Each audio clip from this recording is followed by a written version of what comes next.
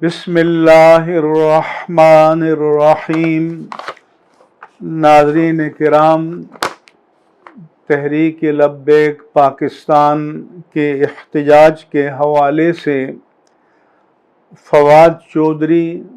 اور شیخ رشید فرعونی لہجے میں بات کر رہے ہیں۔ ان کی حقیقت سب کو معلوم ہے۔ یہ مسلسل جھوٹ بولتے چلے جا رہے ہیں کہ فرانسیسی سفیر کو ملک بدر کرنے کا مطالبہ کیا جا رہا ہے، فرانس سے سفارتی تعلقات کو ختم کرنے اور فرانسیسی سفارت خانے کو بند کرنے کا مطالبہ کیا جا رہا ہے۔ یہ سراسر کذب ہے، جھوٹ ہے اور بہتان ہے، کیونکہ آخری معاہدہ جو حکومت اور تحریک لبیک کی قیادت کے درمیان ہوا، اس میں فقط یہ مطالبہ شامل ہے کہ اس مسئلے کو پارلیمنٹ میں پیش کیا جائے، اور ایک دن پہلے تحریک لبیک کی شورا کے رکن مولانا سید سرور شاہ سیفی نے ریلی سے خطاب کرتے ہوئے کہا، ہم پارلیمنٹ کے فیصلے کو تسلیم کریں گے، لیکن اس حقیقت کو بیان کرنے کے بجائے کذب بیانی کی جا رہی ہے اور مسلسل جھوٹ بولا جا رہا ہے۔ اس کے ساتھ ساتھ میں یہ بھی کہوں گا کہ ٹی ٹی پی سے مذاکرات کی بھیک مانگنے والوں کو تحریک لبیک پاکستان کا نام لیتے ہوئے شرم آنی چاہیے۔ یہ لوگ محب وطن ہیں، یہ لوگ پاکستان کے وفادار ہیں، یہ لوگ عاشقان رسول ہیں اور یہ لوگ نہتے ہیں۔ اس لیے ان پر جھوٹے الزام لگانا یہ قطعاً آئینی، قانونی اور شرعی طور پر ناجائز ہے۔ اس کے ساتھ ساتھ میں وزیر اعظم پاکستان اور چیف آف آرمی اسٹاف سے اپیل کرتا ہوں کہ اس مسئلے کو حل کرنے کے لیے سنجیدہ حضرات پر مذاکراتی کمیٹی تشکیل دی جائے۔ میں جناب شاہ محمود قریشی، جناب اسد عمر اور جناب پرویز خٹک کے نام تجویز کروں گا کہ یہ سنجیدہ لوگ ہیں، انہیں اپنی زبان و بیان پر کنٹرول ہے۔ شیخ رشید اور فواد چودھری کی طرح ان کے منہ میں بواسیر نہیں ہے کہ جو آئے بکتے چلے جائیں اور جس کو چاہیں ملک کا غدار قرار دے دیں۔ کوئی ہمیں بتائے کہ جب یوٹیلیٹی بلز کو ڈی چوک پر جلایا جا رہا تھا، قوم کو تلقین کی جا رہی تھی کہ ریاست و حکومت کو ٹیکس نہ دیا جائے، پارلیمنٹ ہاؤس اور پی ٹی وی پر حملے کیے جا رہے تھے، تو ان کے بارے میں ان کا فتویٰ کیا ہے، اور کیا وہ اس وقت محب وطن تھے یا غدار وطن تھے؟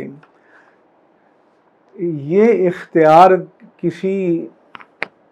شعبدہباز وزیر کو کیسے دیا جا سکتا ہے کہ وہ جس کو چاہیں غدار قرار دیں، جس کو چاہیں انڈیا کا ایجنٹ قرار دیں؟ اس لیے ایک تو میں پاکستان بھر کے خطباء سے اپیل کرتا ہوں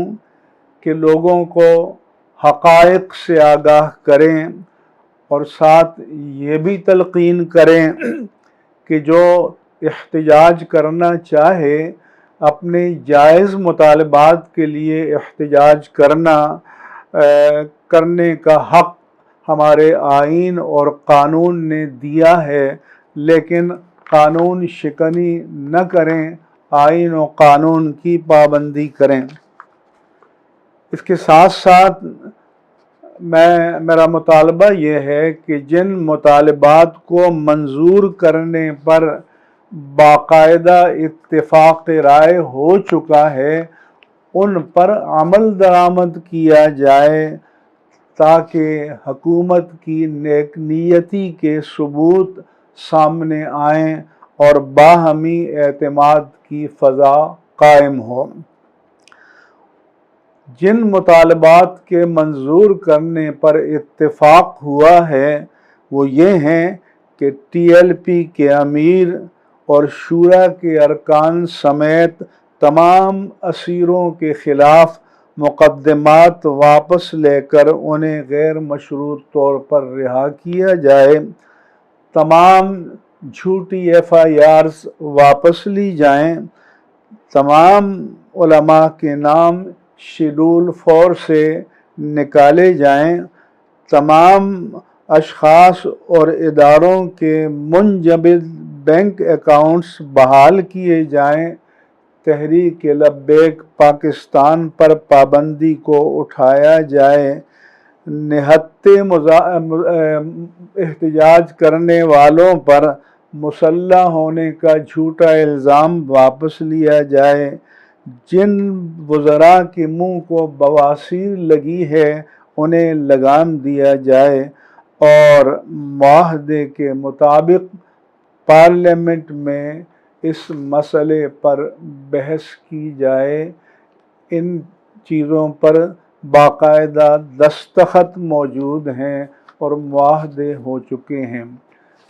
اس کے ساتھ ساتھ میں یہ بھی گزارش کروں گا کہ طاقت کا استعمال حکومت کا اختیار ہے، ہر حکومت کے پاس طاقت موجود ہوتی ہے، لیکن اپنے عوام کے خلاف طاقت کا استعمال کرنا کسی بھی دستوری، آئینی اور قانونی حکومت کے لیے باعث افتخار نہیں ہوتا۔ خدا نخواستہ کسی بے احتیاطی کے نتیجے میں بے قصور لوگوں کی جانیں چلی جائیں تو یہ زخم لوگوں کے دلوں پر اور روحوں پر ثبت ہوں گے اور بھلائے نہیں جا سکیں گے۔ ہم اس ملک میں فساد نہیں چاہتے، امن چاہتے ہیں، انتشار نہیں چاہتے، استحکام چاہتے ہیں۔ ملک پہلے ہی طرح طرح کے مسائل سے دوچار ہے، سیاسی انتشار ہے، اقتصادی بدحالی ہے، عالمی طاقتوں کے ساتھ ہمیں مسائل درپیش ہیں، ہمارے گرد و پیش میں مسائل ہیں، اس لیے نئے مسائل جنم دینا یہ کوئی دانش مندی نہیں ہے، فراست نہیں ہے، حکمت نہیں ہے، تدبیر نہیں ہے۔ اس لیے ان سارے معاملات کو احسن طریقے سے حل کیا جائے اور ٹی ایل پی کی قیادت کو آزاد کر کے باوقار انداز میں